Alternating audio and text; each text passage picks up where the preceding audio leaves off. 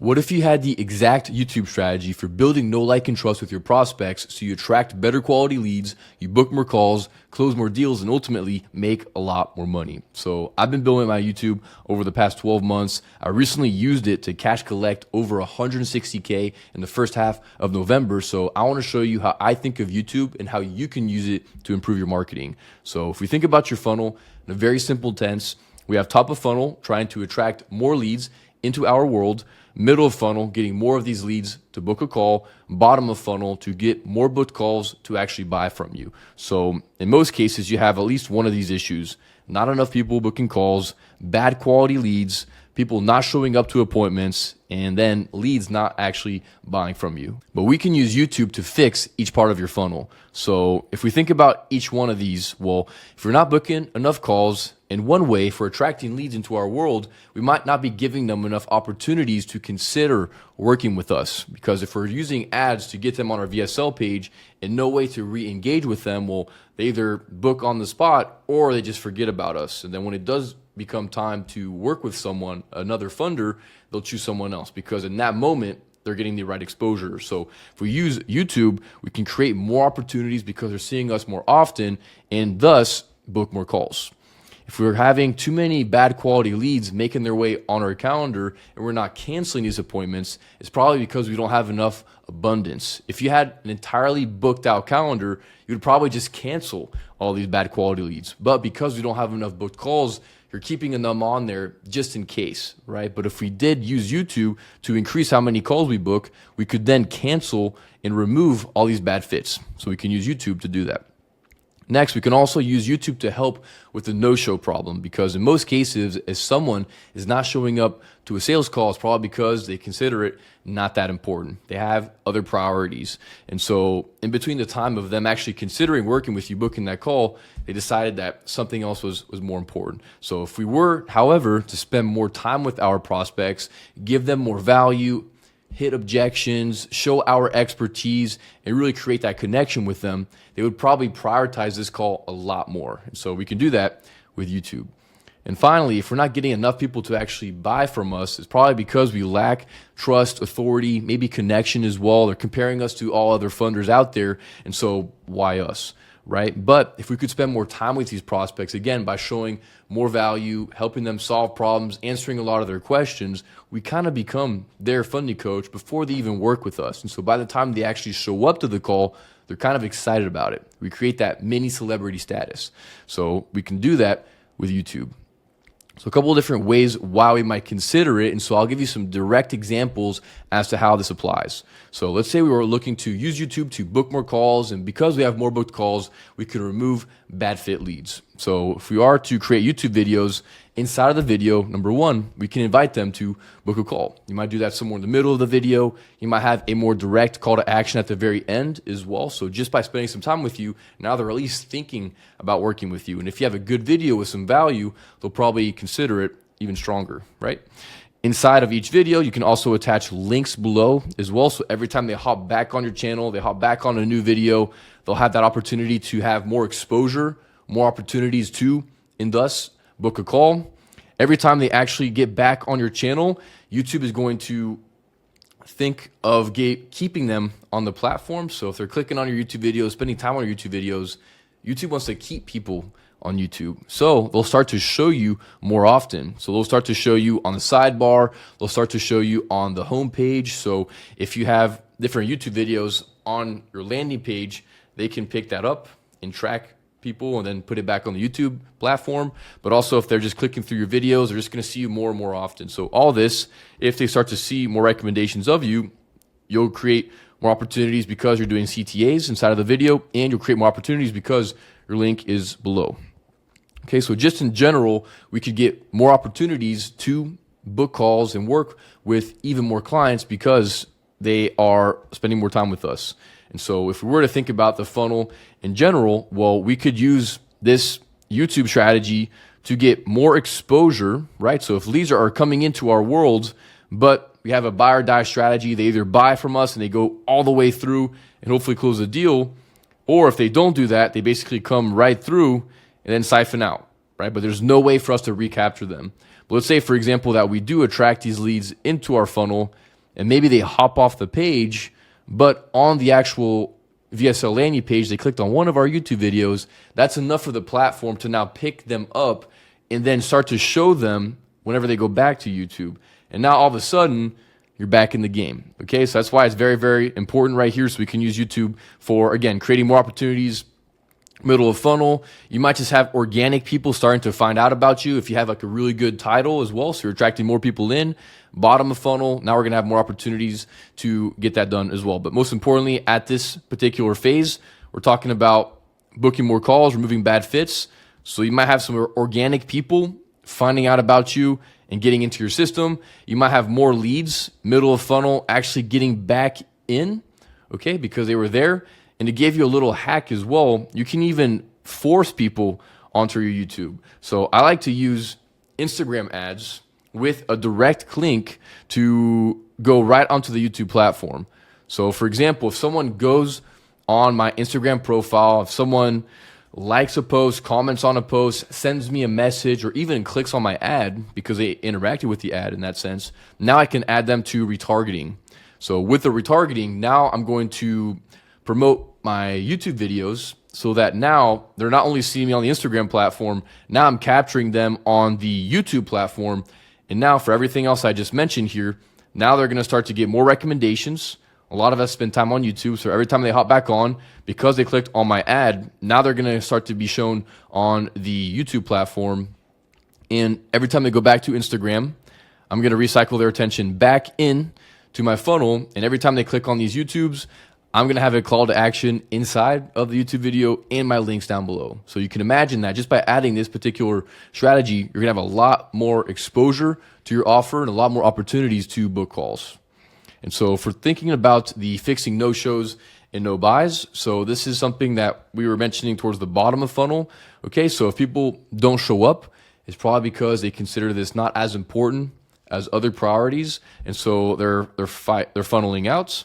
Right, leaky bucket right here, and so because we don't have anything else to maybe recapture, now they're gone. Right, if they're actually showing up to the call, we might not have enough know, like, and trust, and so they're not considering us compared to someone else that they might have spent more time with online. Okay, so that's why we might have a bottom of funnel issue. But if our lead finds out about us through, like, let's say an ad, and then they haven't yet found out about us on YouTube, but they book a call, in most cases, before someone books a call, they're kind of in scanner mode. Like, they know they have like a funding problem. They know they need to get funding, but they're just starting to think about it. But once someone actually books a call, now they start to go in research mode, almost to kind of determine whether or not they actually should show up.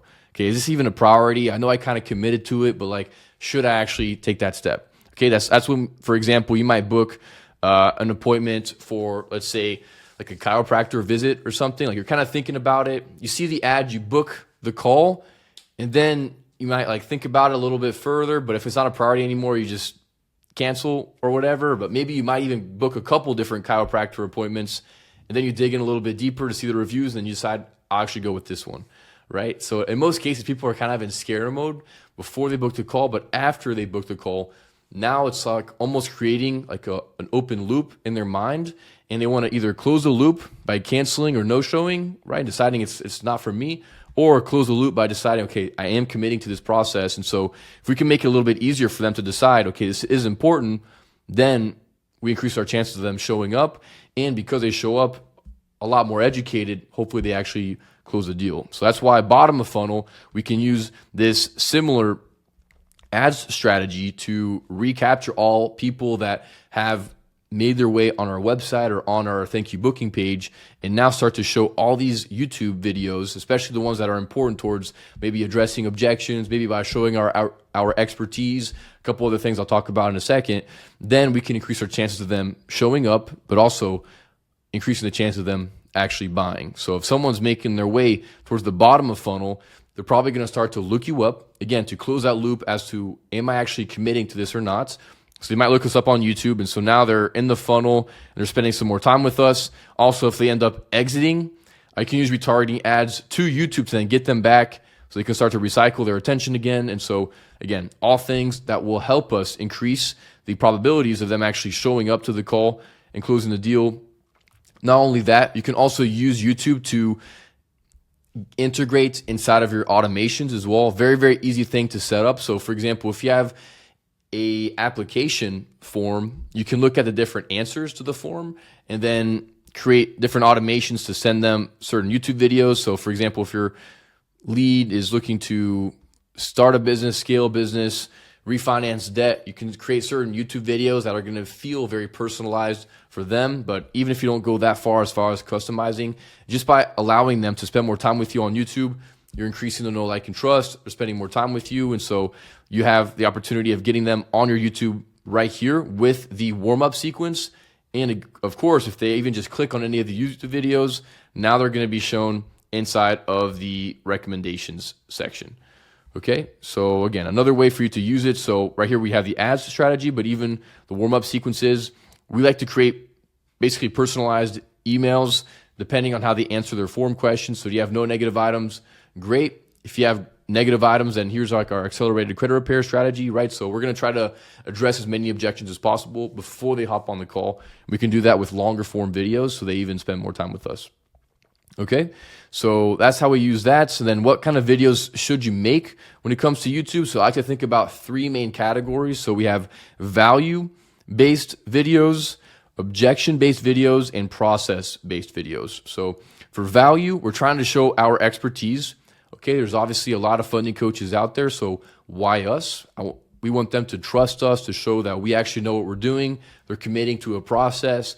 They're going to be using their credit, so they want to make sure that they're not going to be making a mistake here, or most importantly, in some cases, wasting time. So we want to show our expertise by providing real value and helping them learn things and actually maybe solve some problems without us.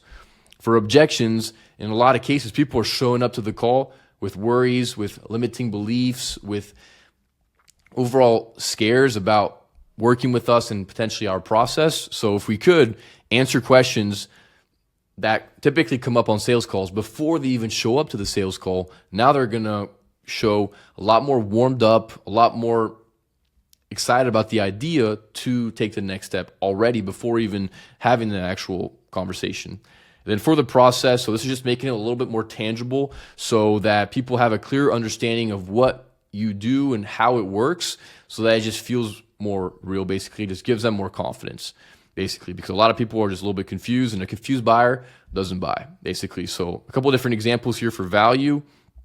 So 3 pillars to maximizing approvals, how to get funding with Age Corps, 5 banks that approve new LLCs, how to get funding even if you don't have credit right now, right? For objection-based videos, so how to get funding even with bad credit. Okay, so if someone's coming to your call, well, I have bad credit, it won't work for me, right? Well, you can address that on a video. If someone has high utilization, so it's not for me, you can address that in a video. Is there a thing that goes credit? So should I even get funding, right? Is this dangerous? Is it going to hurt me? You can address that in a video. No revenue needed, so my business isn't established enough. You can address that in a video. Okay, so if someone's considering working with you and they haven't made the decision yet, they can watch these videos and increase the chances, obviously, of booking a call. But also if they have booked a call, but they have these objections, if these objections were too strong, they would just not show up to the call. And also if they do show up to the call, these objections might be too strong, that it's too hard for us to break them down within this short conversation. So if we can break them down before, we increase the chances of them showing up, and we increase the chance of them buying, okay? And then these value videos are just about us spending more time with them and hopefully making them decide that we are the funding coach for them before they even hop on the call and work with us. And then process oriented, you might show like the liquidation process that you have. You might show like how you make it a little bit faster and easier. You might show like your client portal and the experience of being inside your program, right? Like how do you optimize in that process? So just give them more clarity as to what they can expect by working with you. So you can imagine that having these kinds of videos in your marketing is only going to help you basically when it comes time to hitting the next level. So what are some exact video like processes and how do we actually put this together basically? So when it comes to like different ideas, I think people really overestimate how difficult it is to come up with new video ideas. I mean, you're probably getting ideas all the time. I mean, you can get ideas from what people are saying on your sales calls. What are the most common objections that you keep getting over and over again? What are the questions they keep asking you? Client calls same thing. Like, what are they struggling with? What's the purpose of their funding? What are they hoping to accomplish?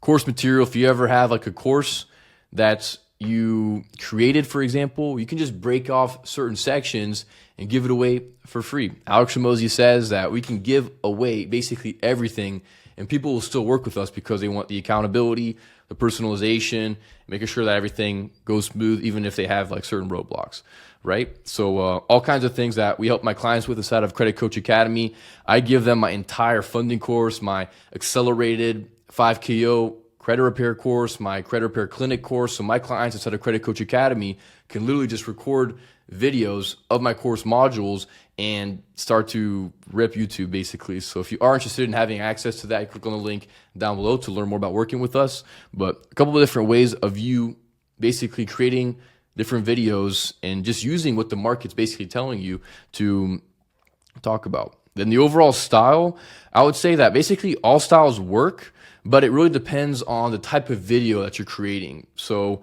this is one type of video that we're currently on right now, right? It's going to be like a Miro board or something like Lucid Chart, for example. Okay, so these are different ones. If I'm trying to draw and create visuals, so for example, we were just drawing with like a funnel, and I want to be able to talk about like the recycling and all that. I had like some pictures on here as well, so I thought that was a really good one for this format. If you're just talking about beliefs, ideas, you're trying to reshape how they think, and you want to have like a sit down type of conversation with your prospects, I like talking head videos for that. If you have a lot of details, you want to be specific, you can have a Notion doc screen recording, or you can do a Google Doc type of video. So my best videos are also in this format as well. If you're trying to show expertise on a topic and you kind of just want to riff and just hang out with the person and draw and explain different things, I really like iPad split screens, but I've had big success, a lot of views in every single one of these formats. I wouldn't say one's better than the others. It just depends on what kind of video you're creating and what makes the most sense for what you're trying to communicate in that video. So that's how I would say there. Editing, thankfully right now, it's not that important.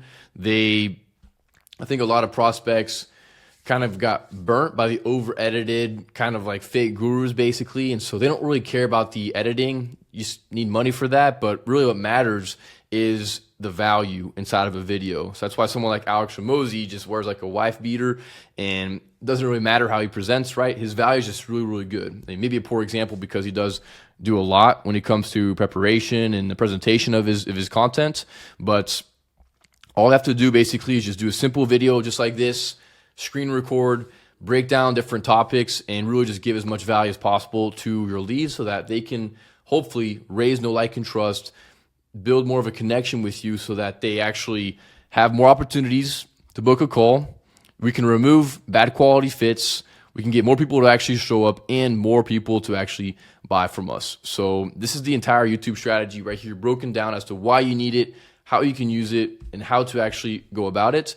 But if you do want additional help from myself and from my team so that you can know exactly what kind of videos to record, we can give you direct feedback if you're going in the right direction and what to think about when it comes time to scaling your funnel. It's exactly what we do inside of Credit Coach Academy. We help my clients in a lot of different ways when it comes time to their YouTube strategy, their ads strategy. We help you build out the entire same funnel that I have inside of my business with all the different email automations, with all different ads and retargeting that we use. So if you just want to copy my entire marketing system, you can learn more about that, but click on the link down below and working with us inside of the Credit Coach Academy program. But otherwise, I hope this video was very helpful for you. I hope to see you on the YouTube platform. If you do have any questions at all, please be sure to comment down below. I'll be more than happy to help you. But otherwise, thanks so much for spending some time with me here today, and I'll see you in the next video.